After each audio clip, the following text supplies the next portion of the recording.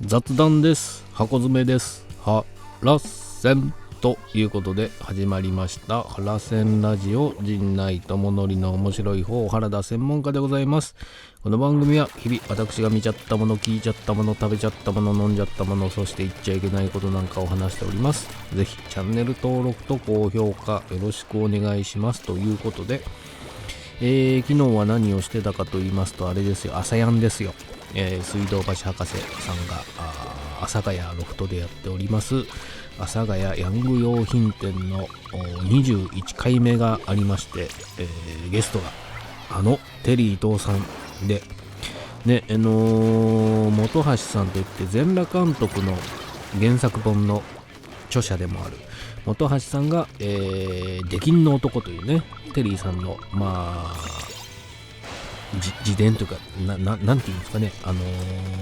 本を出されて、それにも基づいてというかね、テリーさんのお話をというか、人となるというかね、根掘り葉掘りというか、ついてるもともとね、その朝やんっていう番組をやってたね、演出総合演出プロデューサーでありディレクターである方なんで、当時の思い出話からね、今のことなんかも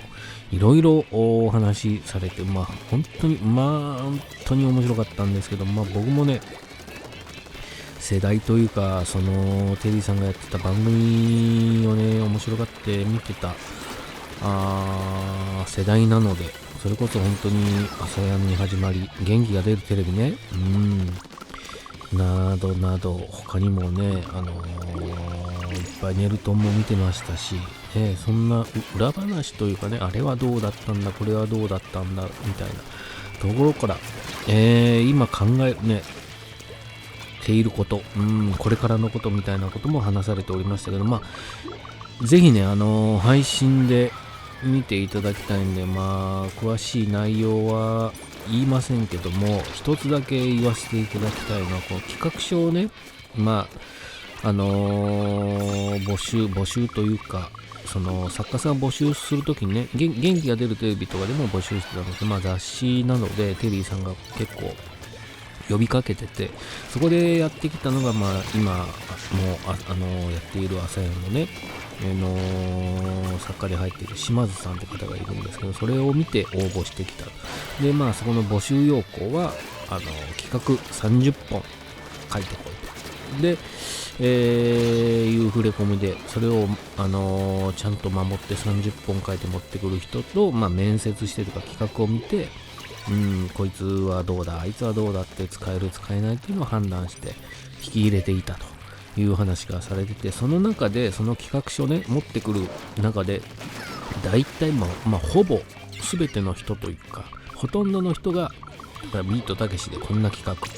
今で言ったらマツコ・デラックスでこんな企画、有吉さんでこんな企画っていう人ありきで企画を書いてくる人がほとんどだと。でもそれはその人ありきなんで、そうじゃないと企画っていうのはね、企画のこの本質というか核の部分っていうのは何だっつったら、人じゃないところね、その人じゃない企画、その人じゃない企画というか、企画自体が面白くなくちゃいけないってんで、その人を取っ払って考えろっつって、もうその場で考えさせると。そうするともうね、こう100本ぐらいね、こう泡を吹きながら考えるような人もいたりしたそうですけど、それって本当に確かにそうだよなと思ってね、で考えてみたらね、陣内くんってそうじゃないですか、よくというか何でした、バナナマンとサンドさんがやってる番組で、バナナマンとサンドさんが陣内くんのネタに突っ込むみたいなのやって、それも面白いんですけど、それって陣内くんじゃなくても面白いネタじゃないですか。でもそのネタを陣内がやれば、やっぱりね、この人がやったらもっとさらに面白くなるっていうネタじゃないですか。それって企画と同じだと思うんですよ。それこそネルトンももともと元気が出るテレビの企画でっていう話が上がってて、それなぜこう独立していったか、独立というかね、トンネルズでそのネルトンが始まったかみたいな話もされてましたけども、たけしさんがね、こうつまんねえと、これはで、その当時はね言った。で当時はこうテリーさんからしたらなんでこんな面白い企画がなんでだろうなと思ったら、やっぱり元気が出るテレビの雰囲気カラーじゃないからこの番組でやる企画じゃないっていうので、今考えればそう断ったんだろうなっていうことを話されてますね。で結果すぐテリーさんも引っ込めて、トンネルズでフジテレビで始まったっていうのがいきさつだというお話をされて、それってやっぱりね、だからたけしさんがその当時それでやるよりもそれを面白くするというか、もっと適任者がいるんだろうなっていうのを感じてたのか、もっと元気が出るテレビについてはもっと違う企画じゃないとたけしさん本人も楽しめないしっていうのを思ってたんじゃないかなっていう話も、本当にそんな素晴らしい話がされておりましたので、ぜひね配信まだまだ2週間見れますんでご覧になっていただければなと思いますと。で見ましたですわね、箱詰め。もうね時間があれなんでささっといきますけども、第8話もういよいよ最終回目前にしてね、箱詰め、この箱詰めの大まかな流れというか、富士山が戸田恵梨香さんが交番勤務になって、なぜ交番勤務を申し出て長野めいちゃん、河合ちゃんとペアを組んでやっているのかっていうところがね、実はその新人警官狙いだった守護天使を捕まえるためにねやってきた。しかもそのさくらさんというね、以前交番で勤めてた人が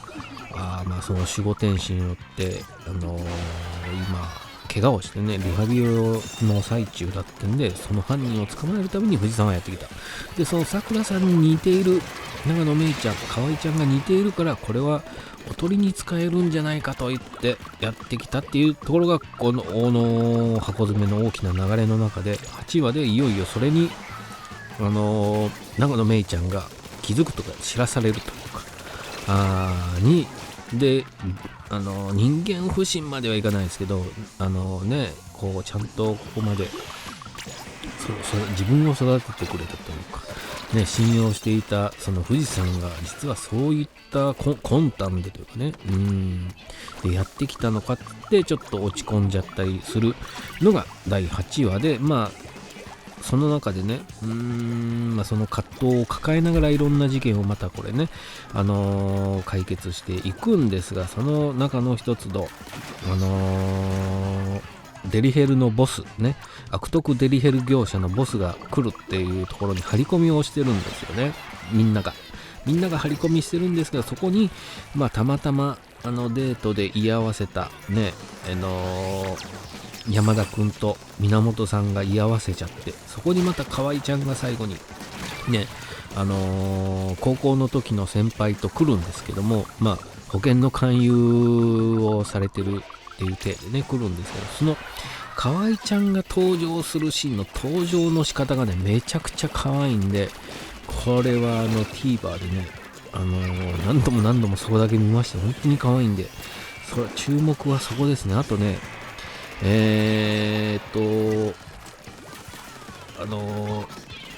んだこれはね、ちょっと見せてって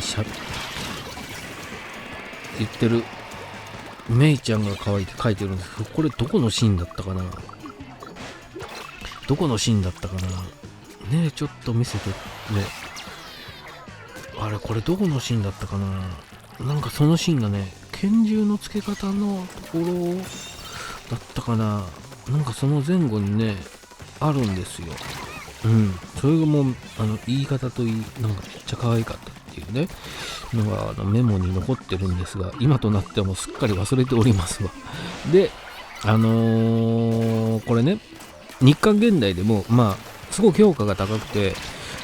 ひシーズン2をね、待望論みたいなのが、日刊現代でも取り上げられて書かれておりましたが、これね、まあ求められるものね、何をこの箱詰めで求められているかって言ったら、やっぱり富士山と河合ちゃんのペア、長野めいちゃんとペアが見どころというかね、あれが見たいからね、次もコンビペアで見させてくれよと思ってるんですけど、これ最終回でね、この守護天使が逮捕されるようもんなら、もしかしたら富士山は戸田恵梨香さんは刑事課に戻ってしまうんじゃないかね。それがね、多分、最終回でもしそのペアが解消されるようなことね、富士山が戻ってしまうなり、ってしまうと、もう箱詰めじゃなくなってしまいますよね。例えば河合ちゃんがね移動するとか、なったらこう箱詰めじゃなくなってしまう。2人とも刑事課に行っちゃうとかね、でペアを続けるってなっても箱詰めじゃないです。交番勤務じゃなくなってしまうから、これは最終回で富士山の動向がシーズン2あるのかないのかね、これ大きく分かれそうですよ。たとえこう離れ離れになっても何らかの理由でまた戻ってくるみたいなことはね、シーズン2これだけ大暴論が出ていたらやるかもしんないですけども、これはどうだろうねと思いながらね、本当に作り手側からするとね、おそらく受けがいいというか、求められているものにある程度応えるんですけども、そこをね、こう表面というかは答えたようで、核心の部分はこう作り手側が次したいことにこうシフトしていくというかね、徐々にこうね、入り口はそこでもねみたいなところでね、見せてってくれればいいなとは思っているんですが、これどうなんですかね。シーズン2あるのかないのかね、あるとしても早くやってほしいし、とは思いながらね、時間が経っちゃって、例えば2年とかね、1年2年ぐらいですかね、空いて箱詰め2をやるとなったとしてもですよ、このね新人警官という立場ではなくなりますからね、それはそれでまた見てみたいっていうのはあるんで、早いに越したことはないでしょうけど、ぜひね、その続きも見たい、その後も知りたいしとは思ってね、本当にいいドラマだなと思って、漫画も相当売れてるみたいですね、やっぱこのドラマの効果でっていうのがありまして、あと一つ言えるとしたら、誠司さんのね誠司さんの棒読みというか、こう結構力でねじ伏せる系の喋り方をするからね、なかなか面白い役どころではありますけど、というのを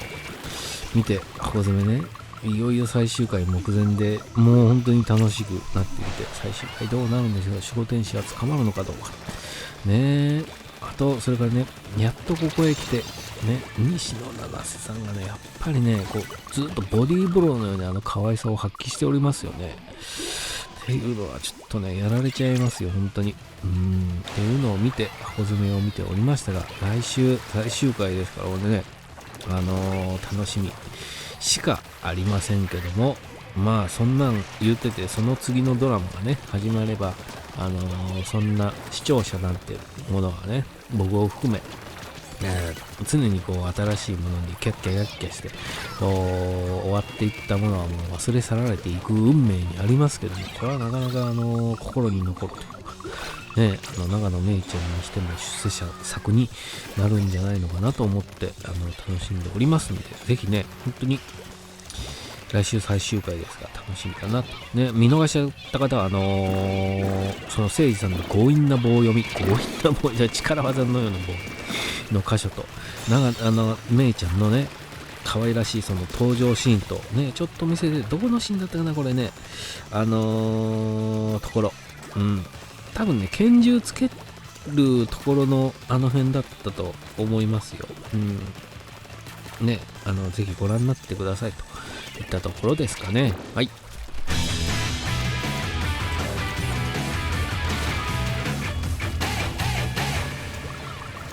コント企画会議、ちょうど時間となりね、本当にテリー3回ね、アサヤンのすごく面白かったんで、ぜひそちらも配信で